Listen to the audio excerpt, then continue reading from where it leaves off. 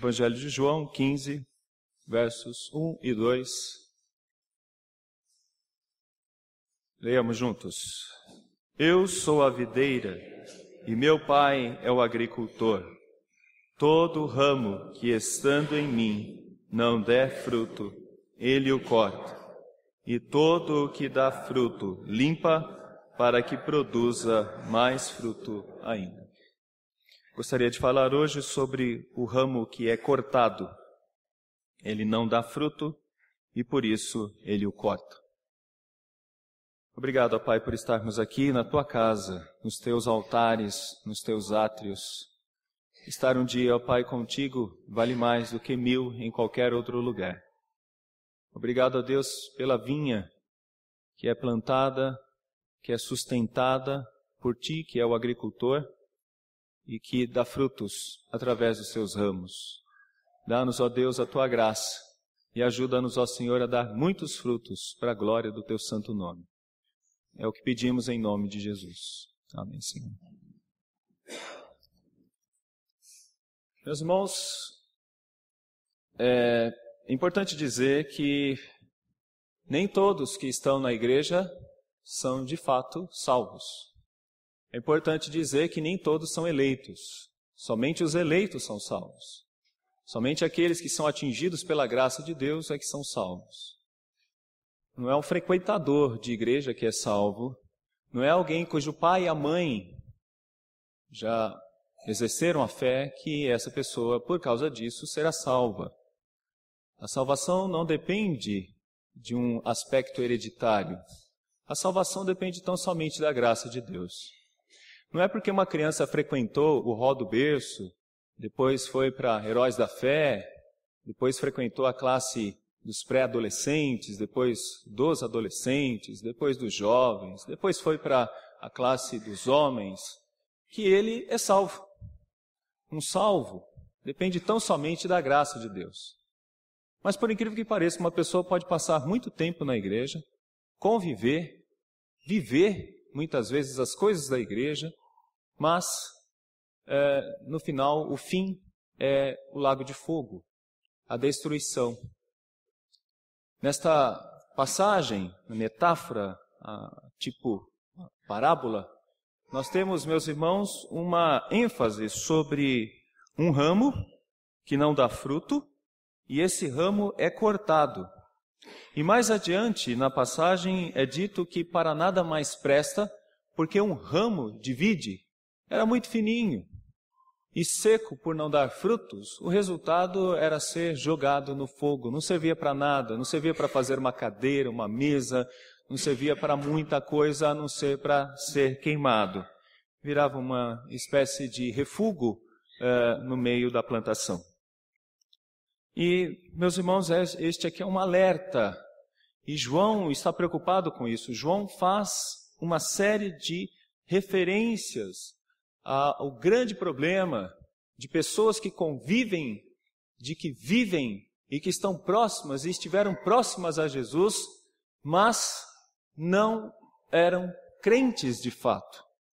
Acreditavam nos milagres, acreditavam na ação de Cristo e por isso até o procuravam, mas não entendiam a missão de Cristo e o objetivo maior de Cristo, que era salvar a alma da destruição eterna. Então, meus irmãos, João está muito preocupado, e principalmente ele é um dos últimos a escrever, e ele é um dos últimos a sobreviver. E ele está muito preocupado com a igreja. Ele escreve para uma igreja que está tentada a se afastar, a se distanciar. E por isso ele faz ênfase nas referências aos momentos de Cristo, quanto a pessoas que estavam próximas de Cristo, mas que não eram salvas.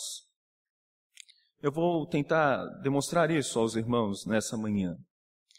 No capítulo 3 de João, versos 23 a 25, eu lerei. Os irmãos não precisam buscar por enquanto. Eu vou ler. Diz assim: Estando ele em Jerusalém, durante a festa da Páscoa, muitos, vendo os sinais que ele fazia, creram no seu nome. Mas o próprio Jesus não se confiava a eles, porque os conhecia todos. E não precisava de que alguém lhe desse testemunho a respeito do homem, porque ele mesmo sabia o que era a natureza humana. Ele sabia que muitos que estavam atrás dele, não estavam atrás dele, estavam atrás das coisas que ele fazia, dos milagres, de tudo o que ele podia realizar. Não estavam entendendo a sua missão. Em João 6, diz assim, 64, contudo há descrentes entre vós, pois Jesus sabia desde o princípio quem eram os que não criam e quem o havia de trair. É interessante aqui, Jesus está com uma multidão atrás dele, uma multidão enorme de pessoas que queriam até coroá-lo como rei. Mas Jesus fala de maneira bem clara, vocês me procuram não por causa de mim, mas procuram por causa do pão, procuram por causa de um pão que perece e não por causa de um pão eterno. Porque vocês não estão interessados nisso, vocês estão interessados em coisas materiais e coisas superficiais e que logo terminam. Por isso que vocês me querem e por isso que vocês me buscam. No 70 do capítulo 6, ele ainda diz, não vos escolhi eu em número de 12, contudo um de vós é diabo. Ele fala de uma multidão que não cria, mas ele fala também que no meio dos discípulos havia um que tinha desejos típicos do diabo, de rebeldia, de não querer a vontade de Deus. Referia-se ele a Judas, filho de Simão e Iscariotes, porque era quem estava para traí-lo, sendo um dos 12. Então vai aqui a minha interpretação desse texto. Esse texto está falando dos apóstolos em primeiro lugar. Mas está falando de que um grupo que segue a Jesus muitas vezes não é coeso. Existem pessoas que estão no grupo interessadas. Pessoas que estão interessadas em outras coisas. Meus irmãos, o que esse texto está dizendo é que você deve fazer uma avaliação sobre a sua vida. Qual o seu real interesse quando se envolve de fato com as coisas de Deus? Qual o seu real interesse? No meio dos apóstolos, havia um que tinha um interesse, e não era em Cristo, era nos seus próprios interesses. Nos seus próprios interesses. Meus irmãos, há crentes que estão até na videira, estão até interessados na vinha, mas esta adesão é para se beneficiar, é para encontrar vantagens pessoais e passageiras para sua breve existência. O que isso significa é que uma pessoa pode até estar na videira, mas essa pessoa não acredita na palavra de Cristo. Judas estava, mas ele não estava acreditando no que Jesus estava dizendo. Talvez no início ele se sentiu interessado em se aproximar do Mestre, mas talvez por alguma vantagem. Jesus já disse isso, e nós vimos a passagem no qual ele diz. Meus irmãos, essa passagem de capítulo 15 nos mostra que nós podemos glorificar o Pai se dermos muitos frutos, e assim nós seremos os discípulos de Cristo. Mas em João 8,31 diz assim, se vós permanecerdes na minha palavra, sois verdadeiramente meus discípulos. Como nós conhecemos um discípulo? Não é porque ele canta no coral e porque ele rege o coral. Não é porque ele é presbítero ou diácono. Não é porque ele é líder dos jovens, ou dos adolescentes, ou dos homens, ou das mulheres. Nós não conhecemos um discípulo porque ele tem uma atuação especificamente na igreja. Nós conhecemos um discípulo porque ele ama a palavra de Deus. Ele ama essa palavra. Ele a respeita, ele a considera. Ele tem ele dá uma valorização espetacular a essa palavra. João 8,31 para nós é muito esclarecedor. Permanecer na videira faz com que nós possamos entender que é necessário ser suprido da seiva e a seiva é a própria palavra do nosso Deus. Meus irmãos, o fato ocorrido com Judas foi muito triste. Foi muito triste. Abalou muito o nosso Senhor Jesus Cristo. O texto diz assim: ora, antes da festa da Páscoa, sabendo Jesus que era chegada a sua hora de passar deste mundo para o Pai, tendo amado os seus que estavam no mundo, amou-os até o fim. Por incrível que pareça, mesmo Judas não sendo eleito, a obra de Cristo é uma obra para Judas, é uma obra de amor. Durante a ceia, tendo já o diabo posto no coração de Judas Iscariotes, filho de Simão, que traísse a Jesus, sabendo este que o Pai tudo confiara às suas mãos, e que ele viera de Deus e voltava para Deus, levantou-se da ceia, tirou a vestimenta de cima, e tomando uma toalha, cingiu-se com ela. Depois deitou água na bacia, e passou a lavar os pés aos discípulos e a enxugar-lhes com a toalha com que estava cingido. Aproximou-se, pois, de Simão Pedro, e este lhe disse: Senhor, tu me lavas os pés a mim? Respondeu-lhe Jesus: o que eu faço não sabes agora, compreendê-lo-ás depois. Disse-lhe Pedro: nunca me lavarás os pés. Respondeu-lhe Jesus: se eu não te lavar, não tens parte comigo. Então Pedro lhe pediu: Senhor, não somente os pés, mas também as mãos e a cabeça? Declarou-lhe Jesus: quem já se banhou não necessita de lavar senão os pés. Quanto ao mais, está todo limpo. Essa expressão é a mesma do capítulo 15. Os ramos que estão limpos, eles produzem mais frutos. Judas não pertence ao grupo desses limpos. Declarou-lhe Jesus: quem já se banhou não necessita de lavar senão os pés. Quanto ao mais, todo está limpo. Ora, vós estáis limpos, mas não todos. Ou seja, nós tínhamos ali 12, mas apenas 11 estavam limpos. Pois ele sabia quem era o traidor. E foi por isso que disse: nem todos estáis limpos. Ainda, meus irmãos, mais abaixo no capítulo 13, não fala a respeito de todos vós, pois eu conheço aqueles que escolhi. É antes para que se cumpra a Escritura: aquele que come do meu pão levantou contra mim o seu calcanhar. Desde já vos digo, antes que aconteça, para que quando acontecer, creais que eu sou. Em verdade vos digo, quem recebe aquele que eu enviar, a mim me recebe, e quem me recebe, recebe aquele que me enviou.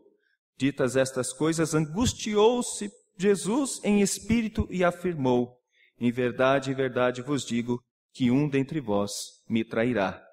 Então os discípulos olharam uns para os outros, sem saber a quem ele se referia. Eu acho muito interessante essa passagem, porque os discípulos não desconfiavam de Judas. Judas era alguém que estava no meio deles e que demonstrava todo jeito de crente, a ponto deles olharem uns para os outros e falarem: puxa, quem será que vai fazer isso? É claro, nós olhando para o texto, sabemos que é Judas, porque a Bíblia diz desde o início, e João faz questão de ressaltar desde o início, na escrita do seu evangelho. Mas o que eu acho interessante, meus irmãos, é isso. Não há nada que possa nos dizer quem é crente ou não. Por isso que quando os presbíteros fazem o exame daqueles que frequentaram a classe de catecúmenos, nós tiramos respostas, nós olhamos a conduta dessas pessoas, mas nós sabemos que, acima de tudo, quem faz o verdadeiro exame para saber quem está na videira de fato ou quem não está, é o próprio Deus. Por isso, que não é porque uma pessoa está muito ativa na igreja, vindo todo domingo, na manhã, que vamos dizer automaticamente que todos estão salvos. Não. Não podemos dizer isso. As motivações nós não sabemos, porque quem sonda os corações, somente um pode fazer isso, é Deus. Deus sabe por que você está aqui hoje. Deus sabe por que você canta no coral. Deus sabe por que você participa das atividades, porque você se envolve com ações da creche, porque você já está preocupado com a capelania, com relação às pessoas que estão sofrendo. Deus sabe de todas essas coisas. Ele sabe do que está no seu coração. Ele sabe por que você é presbítero. Ele sabe por que você é diácono. Ele sabe por que você está aqui nessa manhã. E isso para nós, homens que fazemos exames, nos basta, porque Deus é quem avalia, acima de tudo, as verdadeiras motivações de todos nós. É Ele quem faz essa avaliação. Mas Jesus ficou muito triste com essa história. Muito triste. Porque não é algo que Deus se alegra, mesmo Ele determinando todas as coisas. Porque Deus não coloca o pecado no homem. Cada um é responsável pelo pecado desde Adão. Quando você vê pessoas fazendo a vontade de Deus, isso é a graça dele se manifestando. Porque a nossa tendência natural de pecadores é de se afastar cada vez mais de Deus e de não querer estar próximo dele, tal como Adão fez quando pecou. Ele se escondeu de Deus. Essa é a nossa tendência natural. Meus irmãos, a ação poderosa de Deus é que faz com que ramos possam dar frutos. Mas por que João colocou essa passagem aqui? É porque, meus irmãos, no meio do povo de Deus, quando João escreve, há tendências de pessoas saírem, de pessoas se distanciarem, de pessoas se afastarem de Deus devido às perseguições. E muitas dessas pessoas saíam porque os seus interesses ficavam bem aflorados. Os interesses deles ou delas era de tirar algum benefício. Quando o problema chegava, quando a perseguição ocorria, esses crentes se afastavam. Meus irmãos, Judas é esse tipo de ramo. É um ramo que é cortado. Eu gostaria de tirar só algumas lições básicas devido ao nosso tempo com relação a essa passagem. Algumas delas, rapidamente. Judas é um ramo que foi cortado. Por quê? Nomes cristãos não querem dizer nada. Temos muitos Felipes, Joãos, Pedros. Temos muitos nomes que as pessoas falam, olha pastor, é um nome bíblico. Mas nomes não querem dizer nada. Judas significa Jeová me conduzirá.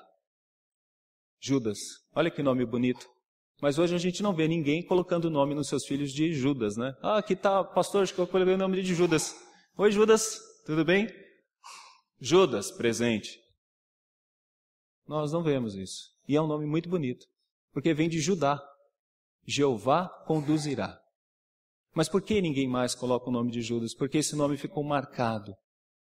Sabe por quê? Quem conduziu Judas foi Satanás. Não adianta nada ter um nome bonito. Ah, eu sou filho do fulano, que é da igreja desde quando ela foi formada. Ah, eu sou filho do Beltrano. Ah, eu vou na igreja desde a infância. Não adianta nada. Não adianta nada um nome. É necessário ações. Ações verdadeiras, e não ações falsas. Ações de amor. Ações do coração. Ações de pessoas que são transformadas pelo poder da palavra de Deus. É isso que nós precisamos. A segunda lição. Não adianta frequentar a igreja, ou frequentar a igreja não quer dizer nada. Ramos, como Judas, frequentaram durante 3 anos o colégio apostólico, com o próprio Deus. Conviveram durante 3 anos com Jesus. Ramos, como Judas, viveram as coisas de Jesus, mas eu fico imaginando Judas ouvindo as lições de Jesus, aquilo entrando por aqui e saindo por aqui. Eu fico imaginando Ramos como Judas, tendo o próprio mestre ensinando, não é um pastorzinho não, o próprio mestre ensinando, mas ele não levando nada a sério daqueles ensinos. Ele não levava a sério. Meus irmãos, Lucas 22, 21 diz assim, todavia a mão do traidor estava comigo à mesa, porque o Filho do Homem, na verdade, vai segundo o que está determinado, mas ai daquele por intermédio de quem ele está sendo traído. Não adianta, meus irmãos, ser meramente um frequentador. Não quer dizer nada.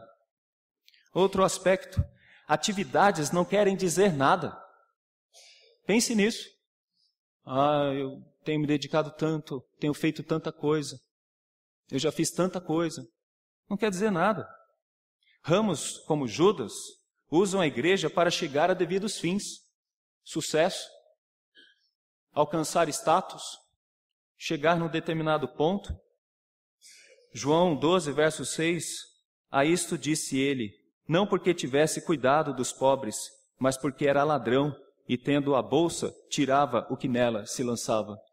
Meus irmãos, o que fazia Judas permanecer no meio dos apóstolos e diante de Jesus era a bolsa. Ele tirava lucro daquilo. E é impressionante como muitas pessoas querem tirar lucro ainda da igreja nos dias de hoje, e eu não preciso adentrar em muitos detalhes. Meus irmãos, outra coisa que nós podemos perceber é que estar presente não quer dizer nada. Ramos como Judas, eles estão até presentes. Aproveita o maior tesouro. Judas aprendeu sobre a fidelidade a Deus, Lucas 16, versos de 1 a 3. Ele aprendeu que não devemos ter amor ao dinheiro, Mateus 6, 19 a 34.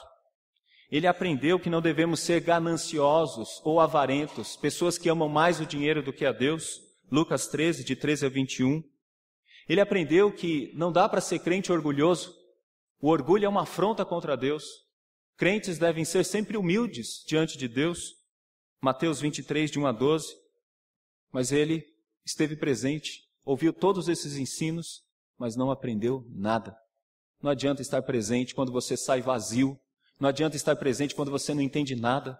Não adianta estar presente quando você não valoriza os estudos, quando você valoriza aquilo que deve permear você com a seiva poderosa de Deus e transformar seu coração e sua vida. Não adianta. Não adianta isso. Meus irmãos, saber doutrinas não ajudam em nada se você não acredita no que está sendo pregado. É isso que acontece com Judas. Lucas 18, versos 29, diz assim, respondeu-lhe Jesus, em verdade vos digo, que ninguém há que tenha deixado casa ou mulher, ou irmãos, ou pais, ou filhos, por causa do reino de Deus, que não receba no presente muitas vezes mais, e no porvir a vida eterna. Por isso, as atitudes de Judas foram para ganhar dinheiro. E na ida de Jesus para Jerusalém, o resultado foi desesperador, já que ele não tinha como ganhar muito dinheiro com aquela reunião, com o momento em que ele esteve com os discípulos, ele resolve trair a Jesus por causa de 30 moedas de ouro, de prata. Meus irmãos, ele trai a Jesus. O que é interessante é que isso acontece logo depois de Maria, irmã de Lázaro, ter banhado os pés de Jesus com um perfume caríssimo que custava 300 denários. Era o valor de um ano inteiro de trabalho. E Judas trai a Jesus por 30 moedas de prata. O valor de um escravo, e de um escravo não muito bom, um escravo ruim. Meus irmãos, o interesse de Judas era econômico e financeiro. Mas ele aprendeu que a principal doutrina de Jesus era da vida eterna. Era de salvar para a vida eterna. Mas ele desvalorizou isso. Ele desvalorizou isso. Uma outra coisa que eu vejo é que não adianta manter as aparências. Não adianta apenas manter as aparências. As pessoas não desconfiavam de Judas. Meus irmãos, desculpa usar essa ilustração, que somente alguns de mais idade vão entender. Denorex. Se lembram? Está vendo? Só alguns com mais idade entenderam realmente. Denorex. Parece, mas não é. Está vendo? Aí identificou. Era um produto, uma espécie de shampoo. Alguns tentavam imitar Denorex, mas não faziam aquilo que Denorex poderia fazer. Estou falando isso porque não existe, eu acho que mais Denorex. Mas eu posso dizer para vocês que tem pessoas que tentam imitar um cristão, mas não são cristãos. Foi isso que aconteceu. Alguns não entendiam que quando Jesus disse há um traidor, que ali estava um traidor. Não olharam para Judas como deveria olhar. Porque ele parecia realmente um crente. Mas a aparência só engana os homens, não engana a Deus. As aparências só enganam os homens, não enganam a Deus. Jesus diz assim: o que mete comigo a mão no prato, esse me trairá. O Filho do Homem vai, como está escrito a seu respeito, mas ai daquele por intermédio de quem o Filho do Homem está sendo traído, melhor lhe fora não haver nascido.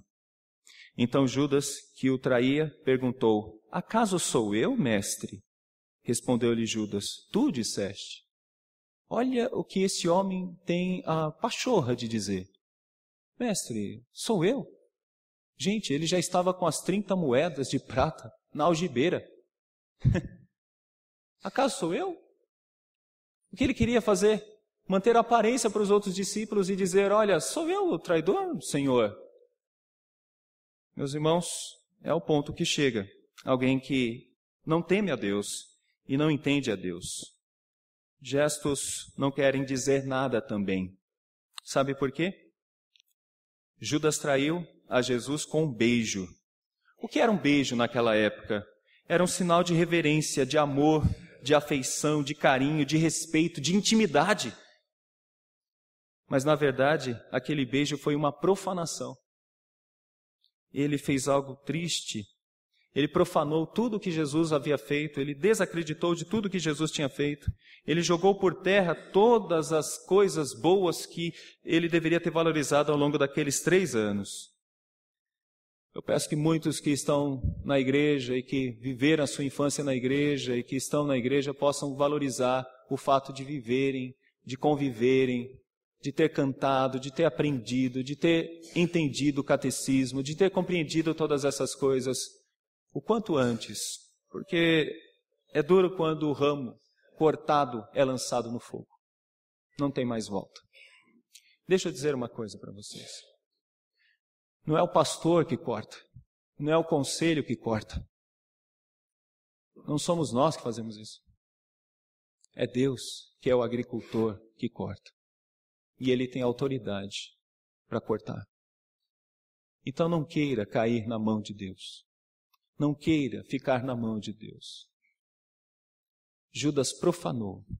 Estava lidando com coisas santas, mas não valorizou, não respeitou, foi orgulhoso, não se arrependeu de fato e de verdade. Meus irmãos, eu fico preocupado com algumas pessoas que enquanto estão namorando, estão tão ativas na igreja, mas quando o namoro acaba, desaparecem e somem. Eu fico preocupado com algumas pessoas que estão tão ativas e animadas, mas quando passam por uma decepção na igreja, começam a ser tão azedos e tão tristes e tão fracos na fé. Eu fico preocupado com algumas pessoas que quando passam por alguma desilusão, por algum problema, desaparecem e somem. Eu fico preocupado porque eu fico imaginando qual é a verdadeira intenção dessas pessoas. Eu fico preocupado com isso. É uma preocupação pastoral quando eu vejo alguns bancos vazios de algumas pessoas que estavam conosco e hoje já não estão mais. Eu fico preocupado porque sempre tem uma desculpa. Fulano de tal, pastor, me olhou assim. Beltrano falou isso. Cicrano falou desse jeito comigo. O pastor fez isso, o pastor fez aquilo. Não olhem para pastores, não olhem para as pessoas, olhem para Cristo. Judas teve a oportunidade de olhar para Cristo, sabe para quem ele olhou? Para o dinheiro, para si mesmo. Cuidado, o agricultor é Deus, é Ele que corta. E quando Ele corta, é terrível. Então, queria concluir com uma lição básica. Vamos nos examinar? Vamos fazer isso? Examine-se o homem, pois, a si mesmo, e toma do pão e beba do cálice. E isso aconteceu no momento da traição de Judas. Por que será? Porque as pessoas têm que fazer um exame bem cuidadoso de si mesmo, para saber o que realmente motiva o trabalhar, o querer viver, o querer estar na vinha? O que motiva? Por que temos interesse numa sociedade e não na outra? Por que gostamos muitas vezes de um grupo e não temos o interesse no outro grupo? Por que muitas vezes nós estamos tão preocupados com o nosso dinheiro e não estamos preocupados tanto em ajudar o outro? Por que essas coisas acontecem conosco? Porque muitas vezes o pecado é tão próximo de nós quando deveria ser a santidade? Porque muitas vezes, ao invés de dar frutos, nós estamos secos e sem vida? Será que não é motivo de você fazer uma reflexão e entender qual a sua real motivação? Qual a sua real vontade? Examine-se, pois, a si mesmo e veja quais são as suas verdadeiras motivações para seguir a Cristo. Examine-se, pois, a si mesmo e cuidado, muitos podem ser enganados, mas ninguém engana a Deus. Examine-se, pois, a si mesmo e aproveite as oportunidades que você tem de se arrepender para melhorar como crente. Examine-se, pois, a si mesmo e cuidado com os seus amores. Judas demonstrou que o seu maior amor era o dinheiro. 1 de Timóteo 6, verso 10 diz: o mal da humanidade é o amor ao dinheiro. Examine-se, pois, a si mesmo, para que não tenha o terrível fim de Judas. Judas pegou esse dinheiro e jogou de novo aos pés das autoridades da época e saiu para se enforcar. Ele se enforcou, morreu, sem ninguém, sem nada, desiludido e cheio de remorsos. Meus irmãos, não é à toa que a Bíblia fala para nós examinarmos enquanto estamos jovens, para que não cheguem os maus dias e digam, não tive nele prazer. Não é à toa que a Bíblia diz que nós devemos olhar para nós mesmos e talvez até como o Salmo dizer, cuida de nós, Senhor, vê se há em nós algum caminho mau e guia-nos pelos caminhos da vereda da justiça. Meus irmãos, é necessário que nós nos avaliemos. Mas deixa eu dizer uma coisa. Você não vai conseguir se livrar do pecado. Os outros ramos eram tão defeituosos como Judas. Mas a diferença deles para Judas é que Deus os abençoou com a graça. Deus os guardou e os protegeu. Se lembra de Pedro? Negou a Cristo 3 vezes. Mas depois o próprio Jesus se aproxima e recobra ânimo em Pedro. Essa é a graça, porque a nossa vontade realmente por nós mesmos seria de negar e seria de agir pior, tal como Judas agiu. Por que não fazemos isso? E por que hoje você está aqui com os seus filhos? E por que os seus filhos estão aprendendo da palavra de Deus e você tem esperança que eles cresçam nisso? Porque você acredita não somente nos seus filhos, e não somente na igreja que educa os seus filhos, e na sua educação para com os seus filhos. Você deve acreditar num Deus que guarda, um Deus que guarda, e um Deus que nos guarda. E um Deus que tem guardado a todos nós. Esse é o nosso Deus. E se você tem reais motivos de servir a Deus, observando a palavra de Deus de maneira correta, como nós cantamos no primeiro cântico, saiba que é porque Deus tem te guardado. Então, além de se examinar, nessa manhã vamos agradecer, porque Ele tem guardado a cada um de nós.